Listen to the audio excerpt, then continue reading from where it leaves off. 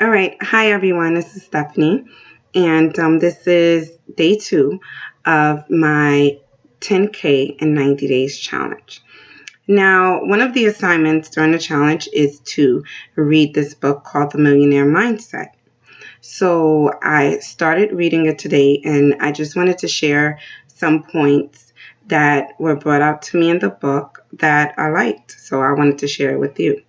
Now, these are not points that I didn't know before, but they were put in more depth for me to better understand. And what I like about the Millionaire Mindset is that it's not only telling you what you should be thinking, but they're giving you analogies to where you can actually remember how to think this way. So, you can apply it in your life, which I like that. So I wrote down some of the points and I'm just going to share it with you. Now, the first point that I'm going to talk about is protecting your front lawn. So the story that he gives is basically, if you were to come home one day and see that your front lawn was full of trash, then you're going to be upset, like the natural person would be upset.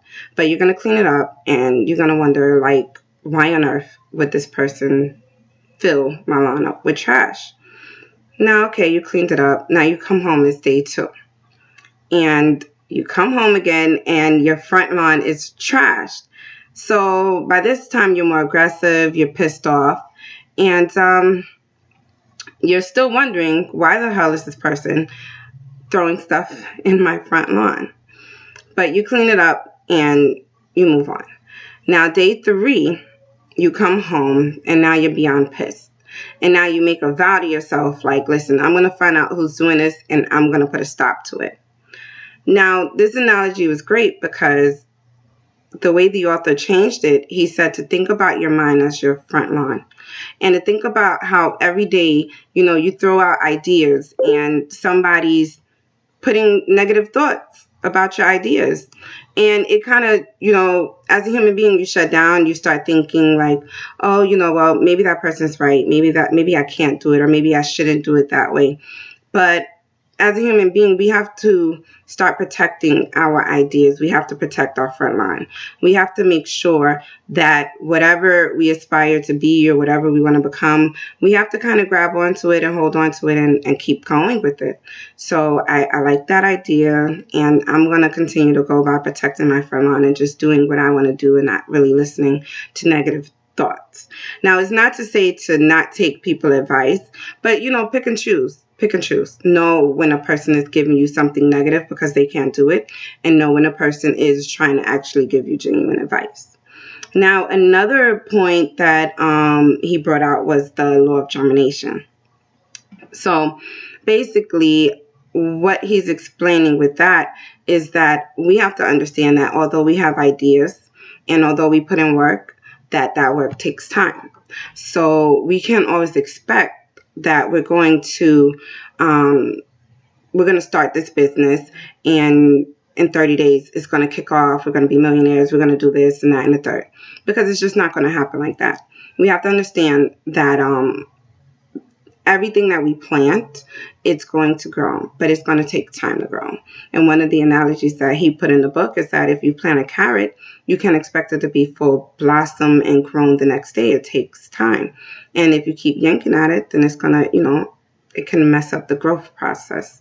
You can't put force in everything. I know we need to be aggressive, but at the same time, we need to also channel our energy into watering our ideas and giving it time to grow. It will come in full fruition, but we have to give it that time. And the last thought that I'm going to put out there is the being the captain of your ship. So basically, it's taking your brain and thinking of it as your ship, and you're the captain of that ship. And there are workers up there, and your workers is your body. So, but just know that the workers, the only response that they can give is the word yes. They're not changing it. Even if you put a joke out there, being the captain, saying, I'm such a loser, your body is saying, yes, you're a loser.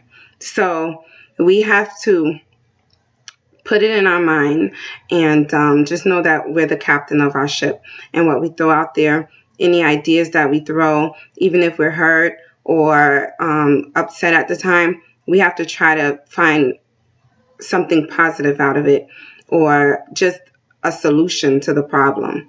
Not waddle in our problems, but try to find a solution. So if you're the captain of your ship, you always want to give your crew members positive feedback. All right.